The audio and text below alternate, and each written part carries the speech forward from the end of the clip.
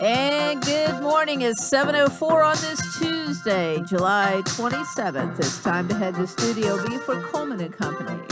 Well, hello, everybody. It is a Tuesday morning. We welcome you to Coleman and Company, live, spontaneous, and unrehearsed, and presented today by Vanderbilt Wilson County Hospital. Vanderbilt Wilson County Hospital here when you need them in Wilson County, providing care and wellness personalized to your needs right here in your community. Locations throughout Wilson County and are growing to provide you and your family with the right care in the most convenient location. From Vanderbilt Wilson County Hospital to various clinics in and around Lebanon and Mount Juliet, they're nearby when you need them most. And again, a reminder that the Vanderbilt Center for Women's Health is dedicated to delivering the highest care to women in all stages of life. It's now in Lebanon, of course. The Vanderbilt Center for Women's Health provides a wide range of obstetrical and gynecological care, including annual well women exams and pap smears, preventive screenings, pregnancy care, and delivery. They also offer same-day appointments. The Women's Health Team is committed to caring for you and your unique needs. And you'll be glad to know that the Vanderbilt Ingram Cancer Center is now serving patients in Wilson and surrounding counties. This nationally renowned cancer center has experienced, on-staff, board-certified radiation oncologists, the latest and most advanced radiation technology with pinpoint precision. The Vanderbilt Ingram Cancer Center treats all types of cancers, provides the highest quality protocol and technology in the industry, as well as convenient real-time access to clinical data for patients through VanderbiltHealthConnect.com. Hospitals are for healing, new life, and recovery. They're places of innovation, learning, and exploration. But more than anything, hospitals are really about one thing: community. Vanderbilt Wilson County Hospital, honored to serve Wilson County and be part of all the great things that are happening here. Vanderbilt Wilson County Hospital, 1411 Baddour Parkway, Lebanon. All right, today we have not one but two of our friends from Mount Juliet. And I don't know if I introduce one, I am favoring the fire department. If I introduce the other, I'm favoring the police department. I can't do them both at the same time. Hey, take him. Let me welcome Police Chief James Hambrick and Fire Chief Jamie Luffin. Good morning to you both. Good morning, Coleman. It is good to see you both here. It's better to have two than to have none. Let me say that is for sure. And there was a Board of Commissioners meeting last night. Yes. I don't know whether either one of y'all attended or not. But, yes, I was there last evening. I sure was. Well, Chief, it's been a while since you've been on. Kenny's been here. Yes. There's my $5. Jamie has been here more recently than you. He's going to call you Ray. Just give him a minute. He'll call you Ray. Oh, well, there's our laugh for today. If Kenny is listening, he's probably... He just sat up, I tell you. Chief, how are you? I'm great. What's going on in Mount Juliet police-wise? Policing is good. Before we get into that, though, really want to give our condolences and our prayers to the families of two giants in our community that passed away, in Harold Sutton and Tommy Crockett. And so we want to certainly let the family know and the community know we are certainly praying for them. And, man, what an impact by both of those gentlemen from the Mount Juliet community in Wilson County. Glad you mentioned that. Who's Tommy Crockett and Harold Sutton. Harold Sutton. I'm not sure I knew Mr. Sutton. I've heard of him, of course. And Tommy Crockett, I've known. I think he's even been here on the program a few times years ago.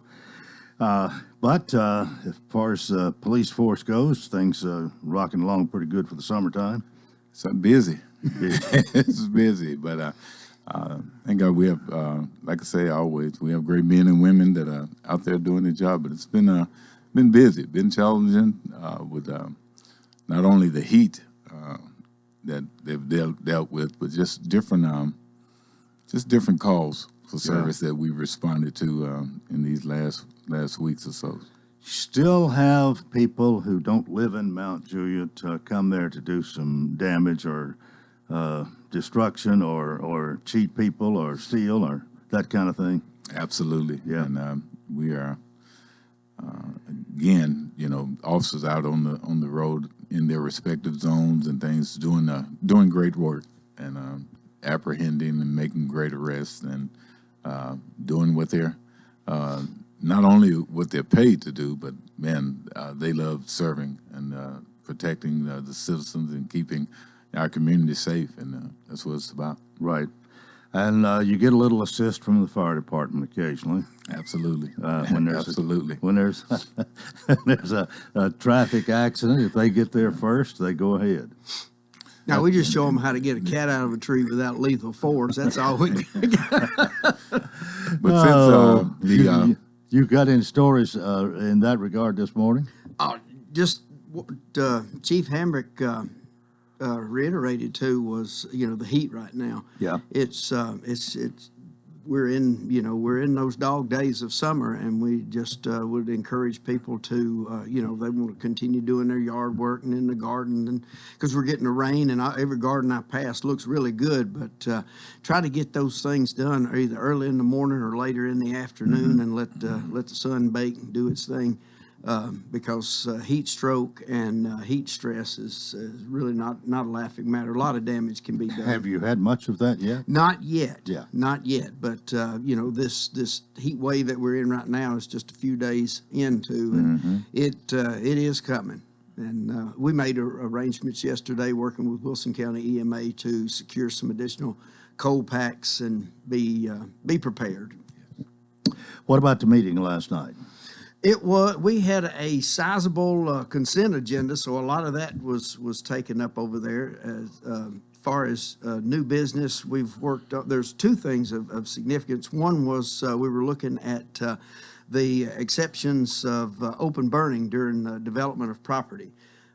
We're starting to get a lot of subdivisions that are finishing out, in particular Park Glen, Tuscan Gardens, Stone Hollow, Jackson Hills, over in that area, where they're doing site prep, whether it be blasting or burning. And so we're having to look at our regulations on that, work with TDEC, work with the State Fire Marshal's office to make sure that we are, we're not holding up progress, but at the same time, our ultimate goal is to protect the citizens that are already there in their way of life. I mean, these blasts and burns are not in the brochure by design, so we don't want them to be inconvenienced any more than they have to be during that time. There is it's a growing pain, and but we want to stay on top of it and make sure that we mitigate it. Well, obviously there can be damage from either one, but if you use common sense when you're burning, that shouldn't be a big problem. Boy, wouldn't that be nice? But you have to have permission. Yes, commercial burns, we go by through the permit process of the codes department. They have a pit that they burn out of. It's certain dimensions. It has an air curtain destructor. I don't know if you're familiar with that, but it's basically a machine that blows forced air down in the bottom of the pit so that you get more complete combustion. If you do it right, all you see coming out of the hole is a heat signature. No smoke, or very little smoke, very little soot and ash. But, a lot of times developers are pushing the site prep people to hurry up, and they might force it a little faster, and that's when we have to go out there and answer complaints and make sure that they get back in the groove. But there can be damage even from the smoke coming from one of those pits. Yes, it can. Well, like I said, if they overdo it, then you're going to get soot, ash, and residue on pools, backyard patios, cars, and I got it. Things like that. Yeah. So that's where you come in to be the referee. Yes, that's where I come in. I go in. I'm good daddy the first time, bad daddy number 2 the second time. Yeah. Will you vouch for that, Chief? I'll vouch for it. He has an innate ability to be good daddy all the time. I'm good daddy, and then nope, I'm like my mother. That fuse. You get one. You get one. Well, there's some people, and we see. I know you see this nearly all the time. There's some people whose whose philosophy or modus operandi is kind of, it's easier to get forgiveness than to get permission. Yes. Not my job. Well, that first time when you're a good daddy, maybe. Okay. Let's take our break right here. It's about time for a break. With me from Mount Juliet, Police Chief James Hambrick and Fire Chief Jamie Luffman. We'll talk more after this on Coleman and Company, FM 98.9. And it's now 7:14. Let's see what's happening on the roadways. Thanks to Absolute Kubota, they have Lampride quality tractor implements, including cutters, finish mowers, box blades, tillers, and more. 5-year gearbox warranty. Extremely durable and well-built. 1506 West Main. Now at traffic. Here's Chuck. Good morning. They're wrapping up this earlier crash out here on 24 eastbound at Briley Parkway. Some of this fog starting to burn off now. Here comes that traffic out of Mount Juliet right now, down through Wilson County on I-40, headed towards Nashville. 3800 block of Dickerson Pike. That crash is being cleared. Still moving right now, I-40 eastbound up through Kingston Springs as all that traffic builds through Dixon right now, headed towards West Nashville. Princess Hot Chicken is hiring at both locations. You can apply online at princesshotchicken.com. I'm Commander Chuck with your on-time traffic. Renewal happens here at Lebanon Center for Rehabilitation and Healing. Lebanon Center for Rehabilitation and Healing has experienced new leadership and a new atmosphere. Same location in the heart of Lebanon, 731 Castle Heights Court on the Castle Heights campus. Lebanon Center for Rehabilitation and Healing is providing 5-star clinical outcomes to short-term and long-term care residents. Call 615-444-4319 for a tour and to experience the new culture. Renewal happens here at Lebanon Center for Rehabilitation and Healing. Coleman and Company, our program each Tuesday presented by Vanderbilt Wilson County Hospital. And again, if you're just joining us, we welcome you. Fire Chief Jamie Luffman, Police Chief James Hambrick are here from Mount Juliet this morning. COVID was mentioned during the break here, and we've seen either a different strain or the COVID's been a problem. It's come back a little bit in the last couple of weeks. How has that affected each of you? Well, just to remain diligent in protecting ourselves, doing the things, one, we're looking at. I know people, this thing of vaccinations, people have questions about it, but we are still encouraging in that in our department, and also making sure we relax some things down. But as we see this new strain coming up more, we have to go back to making sure the proper the PPEs that we have are being utilized. During the time, and it was over a year there, I guess, you were still making arrests. If there was a flagrant violation, for sure, you pulled people over, you have a traffic stop, this sort of thing. Was that always encouraged? I mean, did your police have masks on most of those times? Yes. And social distancing and that sort of thing? We did, but we also limited our exposure by, if it was something that you saw egregious that somebody needed a citation or needed to be stopped, then certainly do it. But during that time, especially in the height of that time, we were real limiting in our, connection, So that then got relaxed considerably, I guess, in the last Correct. few months, and now you're wondering whether this is going to come on stronger or if it's going to go away. I think we all are. Yeah, just like everybody else, we're all watching it. We're all watching it. Watching those numbers. Yeah. Yeah, watching the numbers, and again, the strain, and because with the vaccine, it doesn't mean that you can't get it. It's just the exposure from somebody that dealt with it. I know I don't want any more of it. Yeah. And so. Well, what when you're fighting a fire, and if it's big and bad enough, you're not worried about social distancing a lot, but you need to be, I guess. Yes, in the back yes. of your mind. Yeah, we during that time we did take precautions. When we would come out from rehab, we would be socially distanced during that time. But Mount Juliet's just a microcosm of the world, and we're seeing slight increases in that due to this Delta strain. But if you think about it in terms and you compare it to the flu, it's following right along that way. You know, each year you get a flu shot, and the flu shots are geared for a particular strain Right. of the flu, Yep. and that's what this And that's a vaccine. guess. Yes, will eventually grow into this, where this vaccine is geared towards the prevalent strain that the minds, the medical mind, the medical militia from Dr. Fauci, and what they deem, you know, is the most prevalent strain that we'll face during certain seasons. See, right now, COVID is, you know, it's 24/7, 365. You know, we say that there's a flu season. Well, we haven't designated a season of COVID yet. So that, and there may not be one, you know, that may just be something there. And then again, it may manifest itself into a seasonal disease. I think about 10 minutes ago, when I said the word Kenny, we deviated from last night's meeting. Maybe if there's anything else to talk about from last night, you might help us out here. Yes. Excuse me. Yeah, there's also a resolution to establish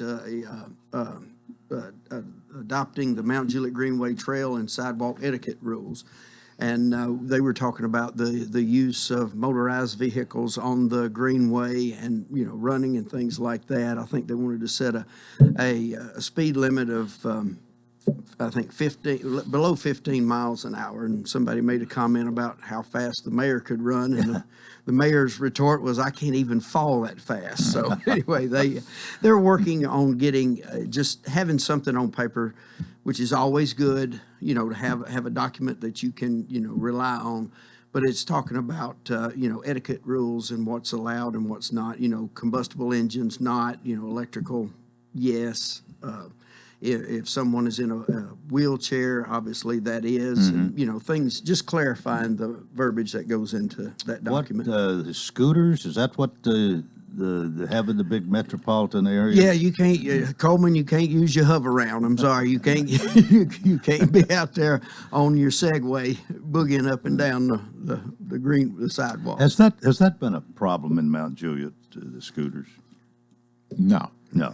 No, but we are on the front end, you know, seeing how it was and still is probably in the Nashville area, especially with these commercial, I call it commercial business with the scooters, and they're just left everywhere, and just, you know, we didn't want and we're not the only city that done it. There have been other cities in the United States, North Carolina, one of them comes to mind, to where they just went and trucked and picked all of them up, and you know, had them before they had a meeting to get rid of them, because there are the responsibility or the lack thereof with the people on the scooters is what we've seen the problem. We had one make it to Providence Place. Whoever took it from downtown, they made it right up to the entrance of Providence Marketplace and leaned it up against the sidewalk. Not sure where Kenny put that one. Well, school, I guess school starts next week, or I don't know whether everything is official all next week, but by the next one for sure. And that's a time that we come alive again after summer vacation. Things change a little bit when school starts, and it does, especially with the police department, doesn't it? A little bit more traffic. Yeah. School zones. School zones. One of the things that this summer, though, because they've had summer schools, so several of our school zones have been active throughout the summer, and so that transition is not going to be as difficult, in my opinion. In how much are you watching the school zones, at least in Mount Juliet? Is that you're pretty diligent about that? Yes, yes, we have to be, again, not only with the speeds, but we're still, even though the law was passed, we're still seeing people on cell phones in school zone, which is illegal, and still the school zones, and not only school zones, but school bus stops and people are not stopping with the school bus when they have the arm out. They're letting children off or picking children up, and we're seeing and issuing citations for that as well. Well, you pretty strict about that.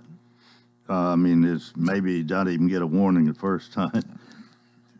It depends on how it is and who the officer is that makes that stop. But you do we have take- complaints from the school board and the drivers, the bus drivers themselves. Right. But you do take that very seriously because Sure. those children's lives are at risk. Absolutely. Yeah. Absolutely. And it's easy to forget, especially if you're going in the same way every day. If you go by a school zone every day, I mean, you kind of get into the habit of going 15 or whatever. Most of them I know about 15 miles an hour. Mm-hmm.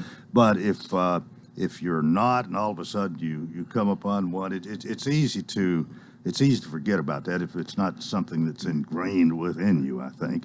But and this thing with the we're not supposed to. We're supposed to be hands free as far as cell phones go anytime now. Correct. And now is that different in a school zone? Can you still, if you're hands free, can you talk on the telephone in the school zone, or is that forbidden? Yeah, you're not supposed to, but I mean, who can see? Okay. What we're seeing and concentrating on the most are those that are still having the hand up to the ear with the phone. I mean, There's enough of them to get your attention. Okay. And the city of Mount Juliet does a really good job. I know James has got Captain Chandler, Tyler Chandler, doing social media for them.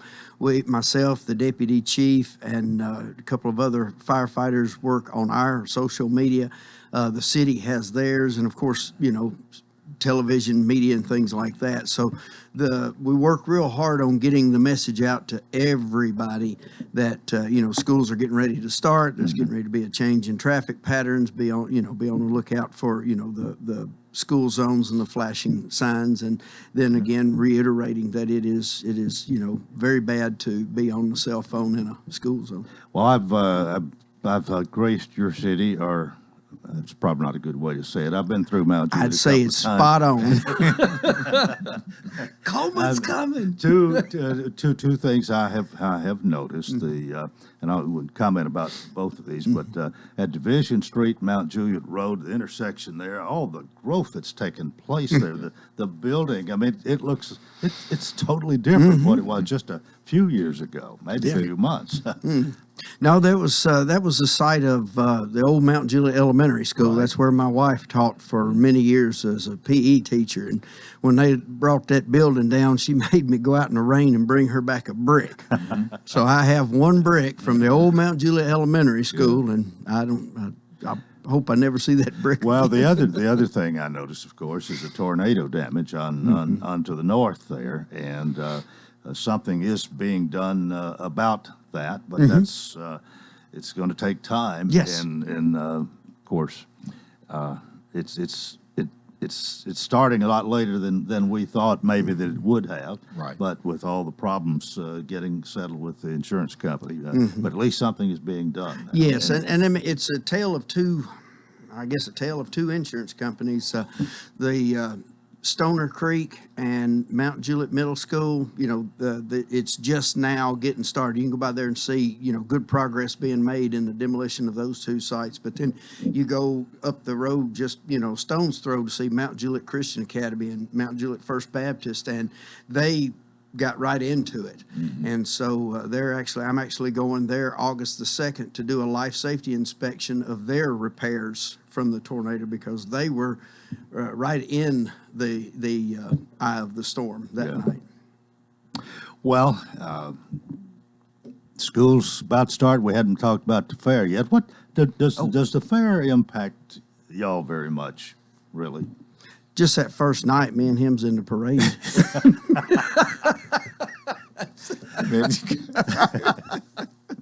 No, it's we of course, people going up there, and we're always on standby. Wilson County EMA does an excellent job of providing fire, rescue, and medical services if they're needed. And we're just down the road. We do see a bit of influx in the traffic, people coming through us to get to there, and so we we just stay diligent and know that what the big ticket events are going on. Anything you want to add to that? Well, just what he said. Before we get through, and maybe another time we can come back, but we want to thank our mayor and board of commissioners. I haven't been here since our budget passed, and the budget was passed. We, as far as personnel-wise, a total of 7 personnel just for the police department alone. And so 4 sworn officer or officer positions, a dispatcher, and 2 investigative positions. And so we just want to thank our board of commissioners, city manager for You're saying that like passing you this budget. made a happy camper out of you. Hey, it's just it's just needed, and we thank them for it. Okay. Yeah, we appreciate their fire and desire for the safety of the citizens of Mount Juliet. And we appreciate having both of you here today to talk about Mount Juliet and what's going on. Police Chief Thank James you, Kenny. Havlick, Fire Chief Jamie Luffman. It's been a program to remember, I bet.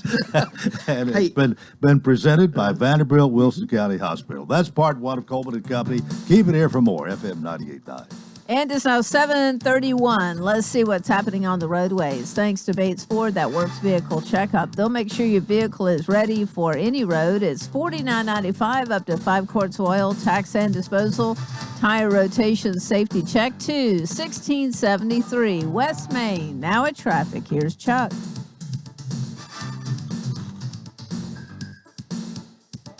Good morning. A little bit sluggish here at times, right on schedule actually. 65 south here at Trinity Lane. Traffic's on the increase. I-40 coming through Kingston Springs. All that traffic flow coming out of Dixon County, Hickman County. Still looks good through Mount Juliet right now. I-40 headed towards Hermitage, wrapping up a crash in the 500 block of Dry Creek Road. It's going to be over in Union Hill.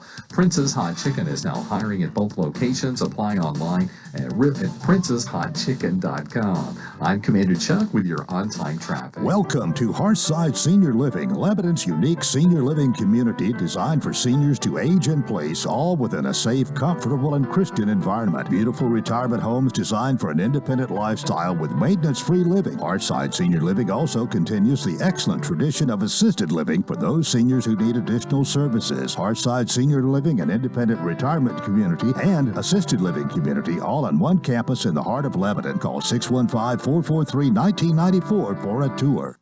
West Tree Service, locally owned and operated in Lebanon, Tennessee. With over 25 years experience, our primary goal is to provide high-quality professional service with attention to detail. At West Tree Service, we use better equipment to be more efficient, which equals reasonable prices for our customers. We offer free estimates with no obligation. We are licensed and fully insured. West Tree Service, honest service, says professional, courteous, and on time. For more information, visit westtreecare.com or call 615-456-2011. At Vanderbilt Wilson County Hospital, world-class care is a heartbeat away. In fact, we offer the same world-class attention Middle Tennessee has come to rely on from a Vanderbilt Health Hospital. Supported by over 200 specialties, an expanded emergency department staffed with Vanderbilt Health physicians 24/7, and greater investments in life-saving technologies and care. It's just one more way we're making healthcare personal. A few scattered showers and storms are in the forecast today, so keep the umbrella handy. Otherwise, skies will be partly cloudy with temperatures topping out near 90 degrees. On Wednesday, it's going to get hot with highs soaring into the mid-90s with plenty of sunshine. This weather forecast is brought to you by Walker Auction and Realty, professional auction and real estate services. Get top dollar for your home, land, or personal property. Log on to MikeWalkerAuctions.com. They know auctions. That's Look at Your Forecast. I'm meteorologist TJ Scott. Coleman and Company, welcome to part 2. It is a Tuesday morning. Tuesdays, we welcome Sean Dozier, Executive Director of Hearthside Senior Living. Good morning. Good morning, Coleman. Good to see you. Well, it's always great to spend a few minutes with you every Tuesday. Yeah. Always enjoy seeing These you. 5 or 6 minutes go by real fast. They do. They really do. Sometimes I don't think I'm getting my money's worth. Oh, and then I look at the clock and it's, we go 7 minutes, 7, 8 minutes. Yeah, whatever. It goes fast. Well, what's the latest with you? Well, look, we're doing great at Hearthside, and all the residents are doing great. We've got our folks over at our assisted living. I was there this morning. They're up early eating breakfast and getting ready for the day's activity. So I'm excited about today.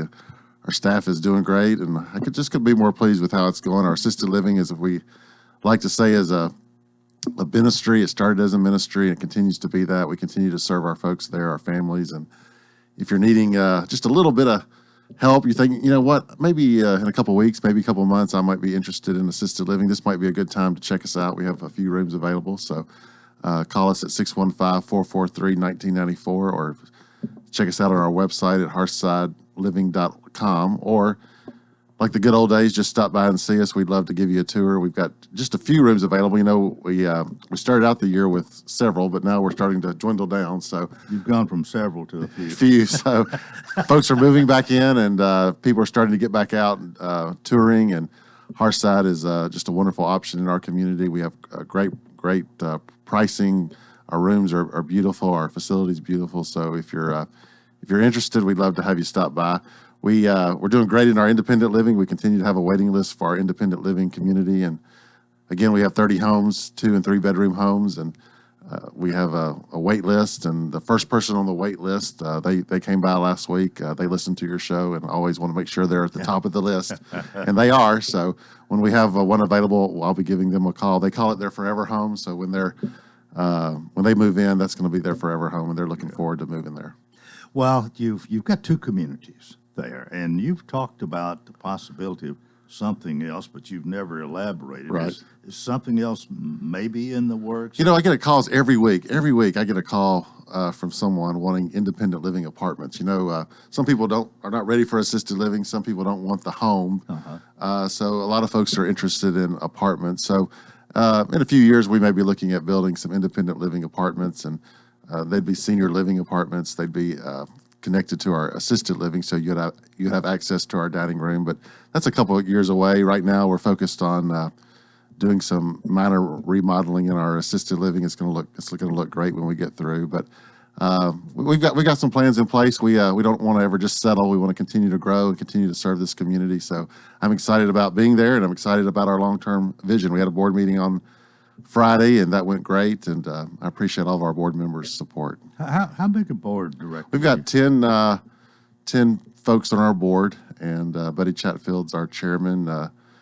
Trey Van Treese is our treasurer, and they're made up of different folks. Some of them go to our church. Some of them are members of our community. Some of them have relatives in the assisted living. So it's a good combination, a good community support, and I really do appreciate their involvement, and I appreciate their advice and their direction. And it's always a great quarterly board meeting every time we get together. Your website, I believe, is Hearthside. Hearthsideliving.com, and you can check us out there. There's pictures and photos and videos. And actually, over the next few weeks, we'll be adding more content to our website. We'll be adding more content to our social media pages. So we've got some ideas that we're going to release in the next couple of weeks. So I'm looking forward to that. I did want to mention we do have a summer special going on. So with those few remaining rooms, if you're interested, if you move in before September 1st, we have a great deal. So call me again at 615-443-1994 or stop by, and I'll be glad to give you the details on that summer special. Well, that's if you're about to make a move, go ahead and save a little money. That's right. That's right. and then you'll get filled up a little bit sooner. So it's a win-win. Yeah, it's right. a win-win. Again, everybody's seeing more traffic in our assisted livings, memory care. Folks are getting out and seeing what the options are, and there's a lot of options, and we're grateful just to be one of those options in our community. Are you ready for a Hearthside Hello? Yes, Mildred Manning stopped by. She was visiting her friend, Opal Midget, and she said, "I hear you on Coleman every week." And I said, "Well, thank you, Mildred." I said, "You're going to be my Hearthside Hello this week." And she said, "Really?" She said, I said, "Yeah, you're going to be my Hearthside Hello." So Mildred Manning, she's 93. She said, I'm going to eventually move in here. I live across the street. Eventually, I'm going to move over here. I said, "Well, don't wait too long. You're 93. Don't wait too long." And she said, "I got a trip overseas planned next year if this pandemic dies down. So maybe in a couple of years I'll be ready." I said, "Well, we're ready for you. We're ready for you whenever you're ready." So Mildred Manning, hello. I know a lot of people know her from the past, and she's a wonderful lady, and I see her often. But this is the first time she's mentioned she's heard us, so I wanted to give her a Hearthside hello. Great. Well, that is we kind of reached the plateau or the climax or whatever. Yes. The Heartside Hello is what everybody waits to hear. Who's it going to be? That's my time to exit stage right, and I plan to do that right now. But you got a great guest coming on board next. He spoke at our Kiwanis Club a couple of weeks ago, and he's a great speaker, has a lot of great information. So I'm looking forward to listening to him. Well, we'll look forward to seeing you next Tuesday. I'll be Do it here all over again. Thank you and very we'll much. Find out who the Heartside Hello All is right. for next. See you later. All right. Sean Dozier, he's Executive Director of Heartside Senior Living, 215 Castlights Avenue North. The phone number again is 615-443-1994. We are 21 before the hour, and yes, my guest is here, and he is waiting to get started this morning. I think this is the second time that I have had him on the radio. But Scott Ridgway, the Executive Director for the 15th Judicial District Child Advocacy Center. Good morning. Good morning. Thank you again for having me to return. Yes. Well, Susie, our owner and manager.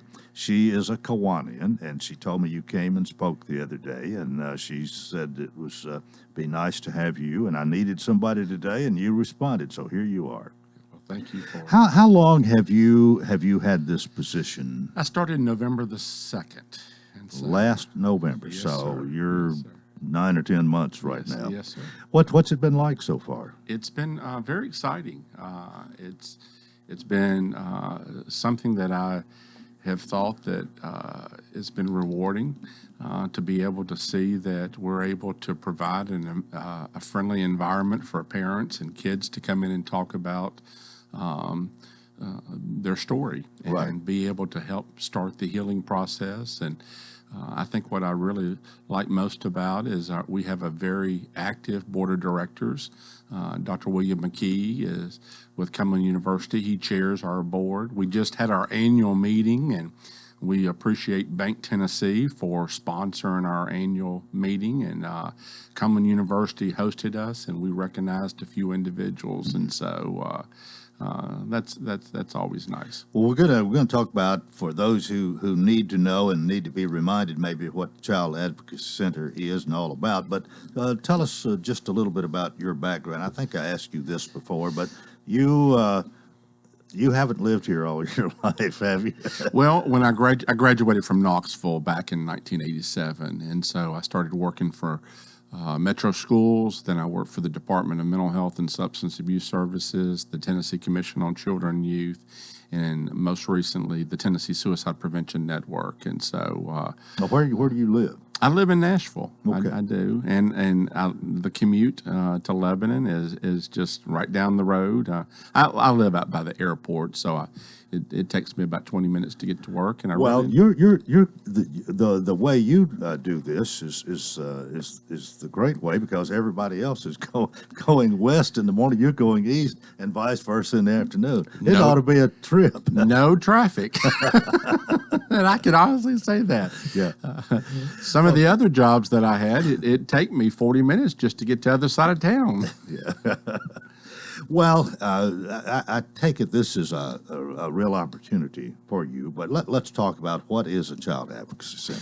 Well, the Child Advocacy Center, we are the 15th Judicial District Child Advocacy Center, and we serve victims of child abuse. And we cover 5 counties within the 15th Judicial District, which is Wilson, Trousdale, Smith, Macon, and Jackson County. And what happens is that our state is mandatory reporting with child abuse. I look forward today. I'm going to be in Trousdale County talking to all the school staff this morning about 11:30. On an annual basis, school staff across the state, when we look at all the school districts, have to have a 1-hour child abuse prevention training to talk about the signs and so forth. So I'm very fortunate. Today is Trousdale, tomorrow is Macon, next Monday is Jackson County. We just spoke, Cece Ralston, which is our forensic interviewer, and Autumn Miller, which is our new family advocate. They just spoke with the team of panel for the Wilson County school system. So we're making our rounds, and we really appreciate those school districts willing to have us. Is this an annual thing? It is, but one of my goals when I came on board as the executive director is to do a lot more outreach in the outlying counties. We do a lot, and thanks to the former executive director, Nancy Willis, you probably had her on the show a couple of times, and she's now on the board. She did a lot, and they did a lot in Wilson County. But, my main focus is really trying to get to Trousdale, Macon, Jackson, and Smith County. And so they've given us the opportunity to come out there and speak, and so we're going to be doing some trainings throughout the year. The problem is, I guess, nationwide. I mean, you've got child abuse problems throughout this district, but with more people in Wilson County, there are probably more cases here. But wherever it happens, it's a bad thing, and you have to deal with it. Yeah, well, you're correct, but I think the most important thing about outreach and education is that the more that we're able to talk about it, the more that we're able to get out there and speak to folks in these small communities, the more that they're given the power and given the knowledge about those warning signs. They may be picking up on some of those warning signs that kids are reacting to or displaying. And so what do I do? And so that's the key. And so the more that we're out there able to educate and raise some of those awareness through trainings and so forth gives us the opportunity to have folks report. Right, and I think we're dealing with a problem that may never go away. You would hope that it would, but it's sort of like we're going to have the poor with us always, and we're probably going to have some child abuse with us all. But hopefully make a dent in it. You're exactly right, and I think the thing is that if people report it in advance, or once they really understand that this may be happening, then the key here is helping the child get some services and the family get some services so that the healing process starts to happen at an early age, and therefore they're not waiting 20 years down the road and being re-traumatized with what happened many years. And so that's what's really helpful about our center. My guest is Scott Ridgway, and we'll take a break right here. This is Coleman and Company, FM 98.9. And it's now 7:47. Let's see what's happening on the roadways. Want to thank our friends at Absolute Kubota, Land Pride, quality tractor implements, including cutters, finish mowers, box blades, tillers, and more. 5-year gearbox warranty, extremely durable and well built. 1506 West Main. Now at traffic, here's Chuck. Good morning. THB's wrapping up this crash out here in Rutherford County. It's 840 westbound, just past Highway 41, Nashville Highway. Still pretty foggy out here in this part of Rutherford County. Traffic's on the increase out here in the normal spots this time of the morning. 65 south at Trinity Lane. Still looks good. I-40 coming through Kingston Springs. All the traffic coming in from Dixon County and Hickman County. Gatlinburg Wine Cellar is home of the world-famous cotton candy wine. Check them out at GatlinburgWineCellar.com. I'm Commander Chuck with your on-time traffic. 71 degrees all the way. 73 degrees, please. So what's your perfect degree of comfort? We'll help you find it with professional Rheem HVAC service that'll keep your home comfy year-round, save on energy costs, and may qualify for utility rebates and tax credits. So enjoy a new degree of comfort. 72 degrees, and I'm good to go. Financing available through TVA's Energy Right program and your local power company. Call Randy's Heat and Air 237-3604. Coleman and Company, thanks for joining us again. My guest is Scott Ridgway. He is the executive director of the 15th Judicial District Child Advocacy Center. As he's mentioned several times, Wilson, Trousdale, Smith, Macon, and Jackson counties, those 5 comprise that judicial district. And, of course, our district attorney, there's some other people that all represent those counties. I guess you're familiar with our public defender and the DA and all that goes into the 15th Judicial District. Yes. So I would tell you one of the, I feel like every month, what happens is that we have a multidisciplinary team, and the multidisciplinary team is made up of people from the Department of Children's Services, the DA's office. It's from the mental health, Coleman Mental Health, which is now volunteer behavioral health. And then we have people from the court system. And so what happens is this multidisciplinary team is that we're focused on reviewing every child's case that comes to the center. So in a fast track way, we'll back up. If there's a call that goes in, there's a 1-800 number, and we'll give you that number at the very end. If you suspect there's abuse out there, you call the 1-800 number. And what happens, that number is 24 hours, 7 days a week, and so forth. They will streamline all of those calls that will go to the counties. And then what happens is each month we get those referrals that come into the center, and it's determined, who will be interviewed for a forensic interview. And then what will happen is that once the family, the non-offending parent, what will happen is they will bring the child to the center. The child will be interviewed. The family advocate will work with the family, and then we will review those cases to determine what the status is going to happen thereon. So what happens is that some are prosecuted, some are not. But there's other ways. And what I really find unique about the 15th Judicial District is the camaraderie and the spirit of those multidisciplinary teams when we meet on a monthly basis. For instance, when we're in Macon County, you've got a representative from the Lafayette Police Department, from the Red Bowling Springs Police Department, and then the Sheriff's Department. So you've got law enforcement that's involved. And so what's happening is that the team is working together to feel like how we can meet the needs of that child and that community and support those families and those children. So I feel very fortunate because when I listen to my other counterparts from the other, there's over 30 judicial districts in the state.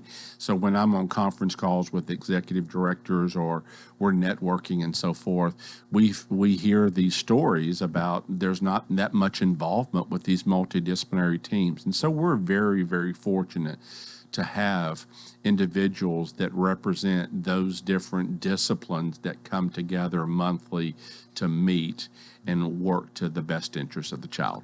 Well, I think we have laws here that if child abuse is suspected, that it is supposed to be reported. And there are some people who's in a particular profession, it could maybe even cost them their license if they don't.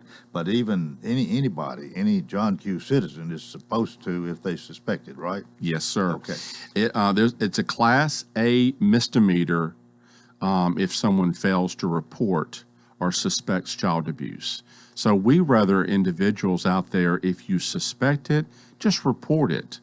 Let the professionals investigate and work together to figure out if there's any abuse versus this continues to go on and on. There's a new law that just passed and went into effect July is school districts are now going to have a child abuse prevention coordinator that are part of the school district. So to look at more how schools can collaborate to make sure those are reported and those kids are receiving and supporting those families. Well, there's some, I think part of this is maybe a continuing education type thing you do, but there are some signs to look for. Is there anything you'd like to say about that this morning? There's 5 points that I want to is learn the facts. The key is 1 in 10 children are sexually abused, and over 90% of them know their abusers. Okay, so know the facts. Minimize the opportunity. Eliminate and reduce children that are in one-on-one situations that can decrease the risk of abuse. And so parents know that, okay, well, we don't want to probably send a 6-year-old with someone that's an alcoholic, a family member that's drinking or on drugs, and that we're aware of that. Let's minimize that opportunity. Let's talk about it, okay? So having parents have that open communication with their children about their bodies, about sex, and about boundaries. Okay. So if someone, if I'm talking to my 7-year-old child and I'm having that conversation, what I want to be able to tell my son or my daughter is that if somebody touches you, then you need to let mom and dad know. Okay. Set those boundaries very, very early. Recognize those signs. Know those signs to protect our children from further harm. Okay. And then finally, what we want our parents to be able to do is to react responsibly. Okay. And when I say that is, we need to, as parents, need to understand how to respond to risky behavior or suspicious of child abuse. So when a child says, my uncle touched me inappropriately or touched me here or what, we need to be able to say, I can't imagine how you're feeling right now. Let's talk about this versus, oh, he would never do that. Yeah. Or, I don't believe you, you're lying, my father or my grandfather would never do that. Be able to have a reaction where, let's talk to a professional. Let's see what's going on. Let's understand how you're feeling.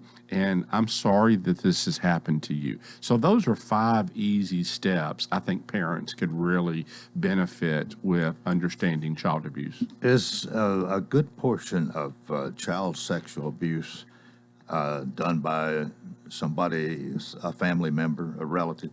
Well, yes.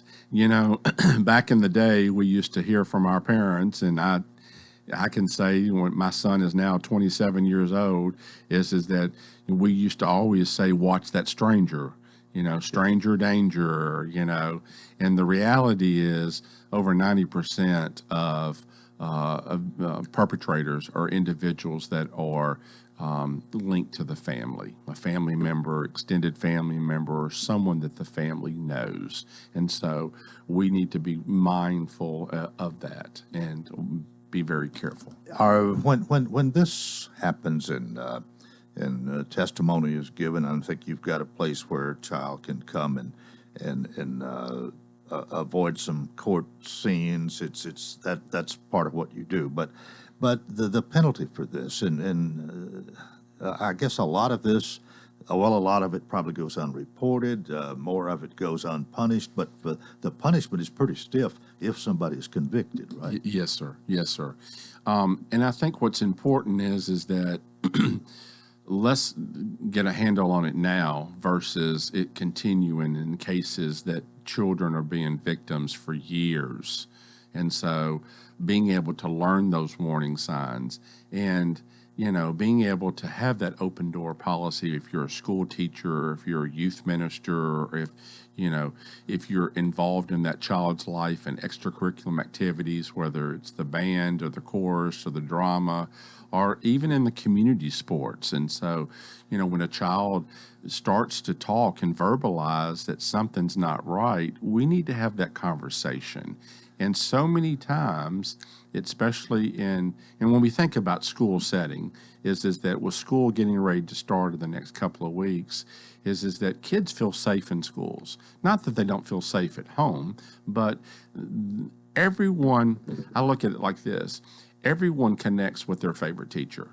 When we listen to, I can think of my favorite teacher back in high school. Everybody had their favorite teacher. Even the child that basically was in trouble all the time also connected with one person in that school that they could feel like they can trust. And so anytime that a child starts to have that conversation about how they're feeling, no matter what's going on, we shouldn't minimize it. We should be able to go ahead and really start to talk to that child about how they're feeling and what's going on. Some of those reactions for child abuse is, I think of a young lady that basically, the story that I've been told is that she used to not take a shower, not bathe, and part of it is that she felt like if she, smelled bad, that a perpetrator would leave her alone. Okay. Yeah, yeah. And so being able to know those signs are very, very important. We've got about a minute and a half. You said you had an 800 number you want to pass along. Yes. So the 800 number is 1-877-237-0004. Again, that number is 1-877-237-0004. And that's a toll-free number. And so please, if someone suspects or thinks that somebody is abusing, call that number and the key here is that you can be anonymous. Okay, you don't have to tell your name and so forth. And if you're wanting a training anywhere in the community, you can call us or visit our website at cac15.org. That's our website. Well, Scott, it's been good to have you here. We're in our last minute here, but again, if anybody suspects child abuse, they're supposed to report it. You can report it that number, 1-877-237-0004. Is that, you just leave a message, or does somebody actually answer? Someone actually answers. So you really have Yes. dialogue with somebody Yes, who sir. answers the phone? Yes, sir. Okay. And they will ask you a series of questions, and you just answer to the best of your ability. All right, well, you've given us a lot of good information this morning, and we appreciate your visit. We'll have you again from time to time, I'm sure, and we wish you well in what you're doing here. It's unfortunate that we have to have this, but you seem like the man for the job. So, Well, thank you again for having me, and we look forward to returning soon. all right. Again, Scott Ridgway, the Executive Director, 15th Judicial District Child Advocacy Center. And that's it for a Tuesday. Hope you join us tomorrow for the Wednesday edition. And until then, I wish you a terrific